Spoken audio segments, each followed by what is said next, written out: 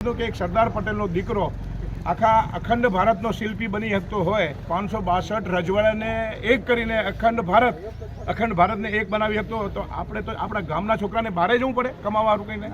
આ દાજ ચડવી ખપે ને એ દાજમાંથી આનું સર્જન થયું. તો અમારે અહીંયા બધા કહેતા કે કાલિંગડાની ભારી ક્યારે બંધાય નહીં એમ, પણ અમે એ નિયમને તોડ્યો છે કે કાલિંગડાની ભારી શું ના બંધાય, પણ એક જજ્બા હોય મારે કાંઈક કરવું છે, ગામ માટે કાંઈક કરવું છે, તો એ કહેવાય ને કે દુદમ્ય નિષ્ઠા હોય ને તો આ શક્ય બને ને એનું આ કામ છે. અને અમારા ગામમાં 92 વર્ષ થયા આ ગામનો ઇતિહાસ, તો એ 92 વર્ષમાં આજ સુધી ક્યારે ઇલેક્શન નથી થયું. આ સાંભળી લેજો, પોઈન્ટ ચૂંટણી નથી ક્યાંય. આ ગામનું આખા અમારા સાબરકાંઠામાં ફર્સ્ટ નંબરની અમારી સેવા મંડળી 6 કરોડ રૂપિયા ડિપોઝિટ છે સાહેબ, ડિપોઝિટ છે અહીંયા મંડળીમાં. અમે બેંકમાં પૈસા નથી મૂકતા, અહીંયા મૂકીએ છીએ. અમારી મંડળી ખાલી એક એપ્લિકેશન કરો કે મારે 50 લાખની ઓડી જુએ છે, તમે લઈ જાઓ, તરત જ 1 કલાકમાં તમને લેટર આપી દે, તમે લઈ આવો શોરૂમમાંથી. આ તાકાત છે આ ગામમાં. બધા સંઘમાં હશું, આપણે ભેગા હશું તો આ શક્ય બને.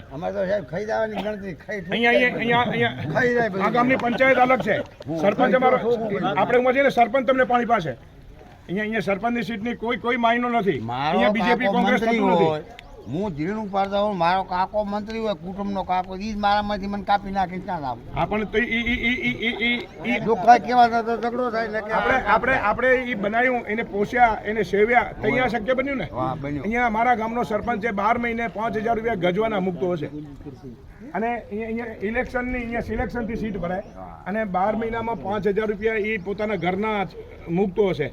અને ક્યારે ખાવાની વૃત્તિ નથી ને એને જિંદગીમાં એક જ વખત, જેમ અમેરિકામાં એક જ વખત પ્રમુખ થાય ને એમ એક જ વખત એને સરપંચ થવાનું. પછી ગમે એટલો હારો હતો હોય ને એને ફેર તો બીજું ચાન્સ મળે નહીં. એ આ ગામમાં છે. આ ગામમાં શિક્ષણ વગરના છે. ના શિક્ષણ હું ભણ્યો નથી, હું ઊંચો ભણ્યો છું. આપણે ખોટું કરવાનું ભાજાયું છે, આપણે આમાં શિક્ષણનું કામ નથી. ખોટું ના થવું આ ગામની વાત કરીને અહીંયા બીજેપી કોંગ્રેસ છે જ નહીં. ખોટું ના થવું. હવે 5 રૂપિયા ના ખાય ને હા રાજી હું ઘરના આવે શું કરો તમે. હું ઘણું સમજુ સાહેબ, ભણશું, મારું મગજ ખૂબ કામ કરે, પણ મને કાપી નાખવાનું કરે એટલે પણ નહીં. ના પણ એ તો ભગવાન માફ નહીં કરે, નથી કરતા. ઉમા ભગવાન તમને પૂછે કે બાપા એમ પૂછે, બાપા 60 વર્ષનું તમને હાઈખું દીધું હતું, હારો હાઈખું દીધું હતું, હારો પૈસો દીધો હતો, હારો સમાજ દીધો હતો, હારા છોકરા દીધા, હારી ઘરવાળી દીધી હતી, તે કર્યું શું? ફટકો પડશે ઈશ તણો, ત્યાં દેવાને કોઈ જવાબ નથી.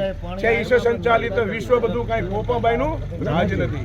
ત્યારે હું કહેશું આપણે નીચું જોઈને ઉભા રહેશું કે 60 વર્ષમાં શું કરીને આવ્યા, ક્યાં ગયા હતા, કાંઈ નહીં, શું લઈ આવ્યા, કશું જ નહીં. આપણે ફોગટ છે, જો ગામ માટે કે સમાજ માટે કે આ રાષ્ટ્ર માટે આપણે કાંઈ ના કરતા હોય તો ધૂળ પડી આપણા માવતરને, ધૂળ પડી આપણા જીવતરને. જન્મ લેવામાં ધૂળ પડી. હા સાચી વાત.